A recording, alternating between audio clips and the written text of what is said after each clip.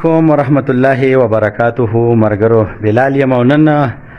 راغلی په مومند جنسیه کې د دې سنم دی فضل مولا بھائی دا لکړو او غازی آباد ته وی باباجي سي لکړو غازی آباد چې ترنګزو باباجي مزار سره ولاړ یو دا ترنګزو باباجي مزار دی او چې نو دا ټیم کې مونږ د په مومند جنسیه کې ضلع مومند کې نو ان شاء الله دا د باباجي مزار ته هم ورننوځو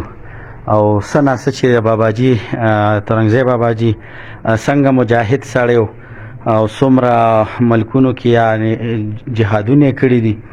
او څو مدرسې جوړې کړي دي په کم سن کې جوړې شوي دي نو ماشاءالله هغه تاریخ همدلته کې لیکلی پروت دی او ان شاء الله هغه هم پړاوونه راځي زموږ سره اوسئ.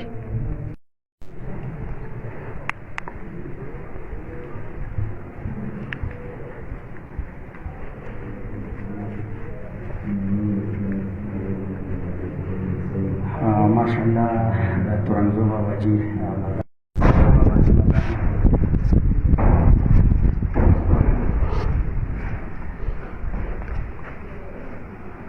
ماشاءالله ټول مرګري چې دی ستاسو خپله خوښه ده ټول مرګري چې دی نو د باباجي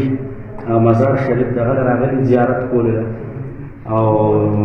ترنګزی باباجي صاحب چې دی کومه هیسټري ده نو ماشاءالله دلته کې لیکلی شوې ده. مختصر زندگی مختصر زندگی مجاهد اعظم حضرت حاجی صاحب ترنګزی رحمت الله علیه او استا په یو لاس کې وتوره او په بل لاس کې تسبیح وي ته د ورځې مجاهد او عابد د تورې شپې وي ماشاءالله زبردست شعر روحانی پیشوا اور مجاهد اعظم کا نام مبارک سید فضل واحد المعروف و حضرت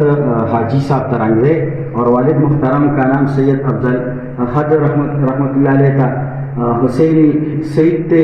1825 کو 1852 کو ترنګزی میں پیدا ہوئے تھے اور ابتدائی تعلیم اپنے ہی گاؤں میں حاصل کی 6 سال تک تاکال کے ایک مدرسے میں زیر تعلیم رہے اور اس کے بعد اصلاحی معاشرے میں مشغول رہے اور اس کے آپ پہلی مرتبہ حج مبارک کی سعادت کی حاصل کی. اس سے واپسی پر اس وقت انگریزوں کے ظلم و ستم نے اہل سرحد پر ظلم کے پہاڑ توڑ دیے تھے. حضرت باباجی رحمۃ اللہ علیہ نے ان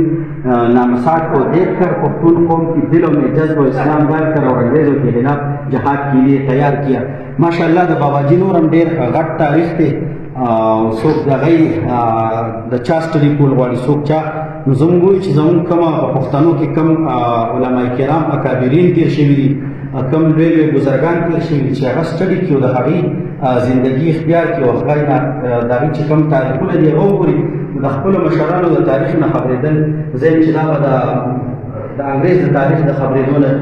زر چنده غوره او بهتره وي. فضل مولا بھائی خبر چې کوم دی مزار شریف دا هم پکې راولې